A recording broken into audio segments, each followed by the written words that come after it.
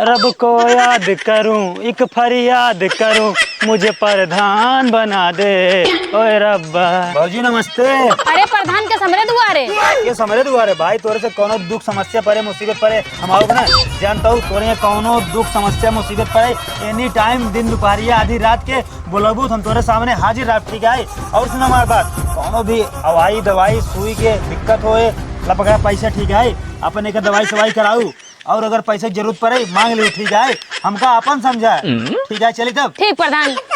हाँ खुश रह खुश रह। मौसी तोरे की प्रधान बड़ा अच्छा है। तू ना जानबू बेटी, अच्छा अच्छा नहीं है ना दिगड़ू प्रधान। वो का है ना कि जो ना चुनाव नजदीक आता है, अब इनका ले कहा वोट फिर से वोट दा जीत जाए, लेकिन ना दिगड़ू ना जानता है, इनका वोट वोट देव ना खाली इनका पैसा चूस ले बस। के